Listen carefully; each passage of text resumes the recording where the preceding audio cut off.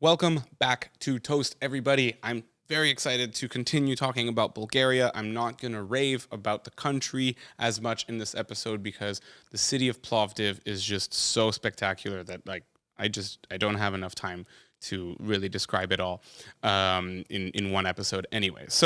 Um, one of the real advantages of going to Plovdiv was once I was like done this trek that I did in Sofia with this, Bulgarian, Taiwanese, and four Italians and whoever else was in that thing, was that the Bulgarian had this rideshare app, and she kind of allowed me to hitch on with them to because they were going to Plovdiv as well, and the Italians were going to Plovdiv. So we all met up, but I got that like cheap, Bulgarian rate of rideshare app lift from Sofia to Plovdiv, which is really cool.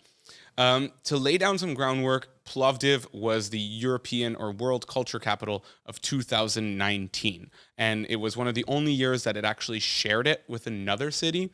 And for those of you who know of the city Matera in Italy, it's one of the smallest province. It's in one of the smallest provinces. It's beautiful. The James Bond movie that still hasn't been released thanks to COVID was filmed there. It's just an amazing city, and it really sets the bar high for like cities to compare to, and that's really at the caliber and level that Plovdiv is at.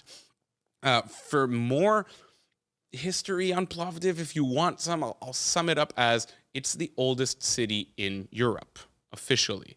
Okay, there's evidence that Plovdiv was the first settlement in Europe, maybe excluding the Minoans in ancient Greece, but possibly. I'm not sure. You could fact check it. You could tell me I'm wrong in the comments below. I'm happy to be wrong, but I'm also happy to be right because Plovdiv was amazing. Now, one of the things that you notice as soon as you get to Plovdiv, one of the things I noticed before even meeting up with my Italian friends is that the churches there look a little bit different. They were built by the Byzantines, and the Byzantines were kind of like the Roman Empire after the western part kind of collapsed and stopped working. The Byzantines continued being the Roman Empire, even though they spoke Latin and Greek, but they were still Romans, and so that whole area was just run by the Byzantines, and they made these churches out of brick and cobblestone, so they just look so different from what you're even picturing right now as any traditional Orthodox church or even any traditional Catholic church.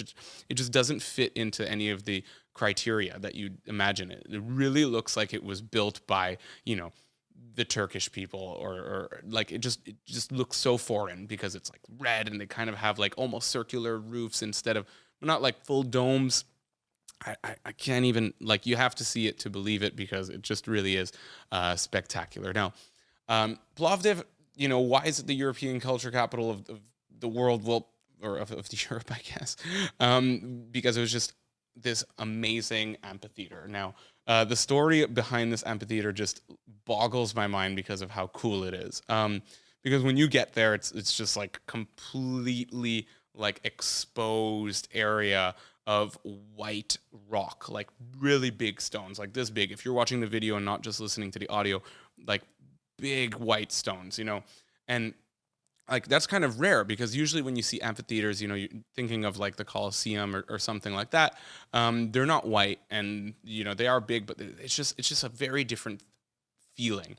And when you finally get to the amphitheater, it's cool because that's where the free walking tour ends. And of course, we did the free walking tour to get the whole spiel about the history and why it's the oldest city and who settled there and whatever. And I don't want to ruin any of it or too much of it, but the coolest thing about this amphitheater is that this guy's just digging in his backyard to plant something in his garden, and he ends up hitting, a rock. And so when he sees that the rock is white, he kind of calls the government. He's like, hey, I'm not really sure what's going on here. And then the government repossesses his house because they're like, this is an archaeological site now.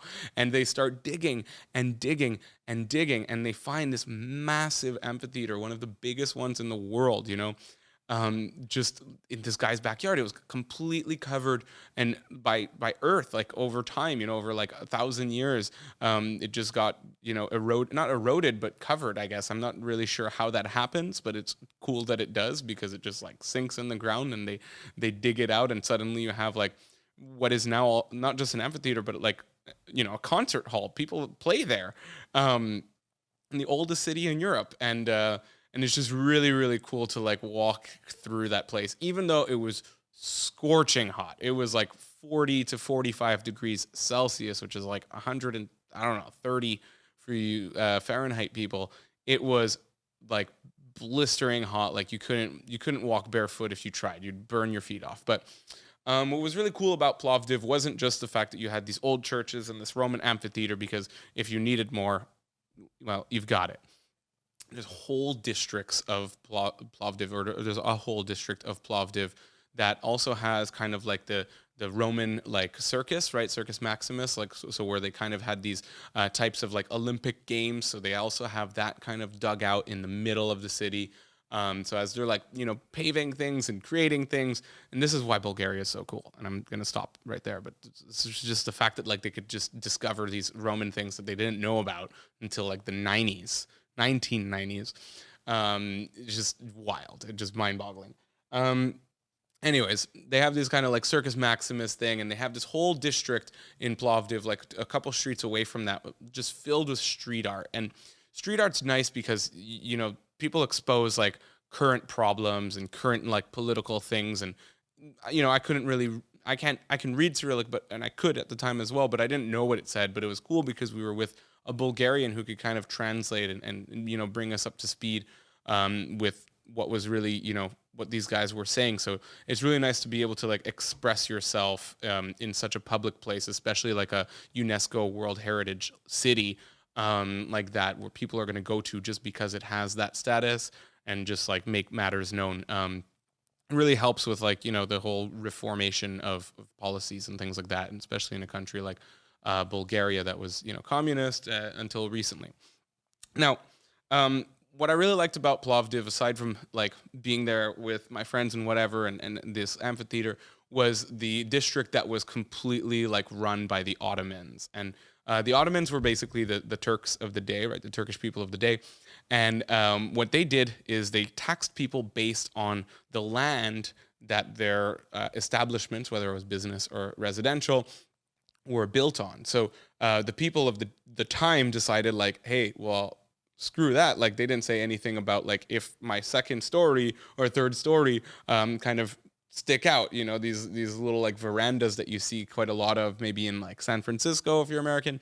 So like they kind of just like stick out onto the street, and so you could tell which ones were built earlier and which ones were built later, because they kind of had the construction like style down better, so that they could get more real estate over the street, and they wouldn't pay taxes on that land, because like they don't own the land below that. They only own the land where where the house or the business was. So it was kind of this, just like to be able to see that the scams and the tax evasion of today is not anything that didn't exist 1,000 years ago, or a couple hundred years ago, when people were trying to just make a living, and so Plovdiv really has that history of like being the oldest city, and really at the crossroads of the Balkans to Turkey, and just like it's just so perfectly located between valleys that I don't know. It was a magical city to visit. I want to go back. It is up to par with Matera, and to see like all of these Ottoman districts and like buildings built like kind of arching over the streets, and also like Roman amphitheaters, and then like street art. You just really have like a city that holds all the different eras of time of not just Europe but of history in general, in just one little micro city.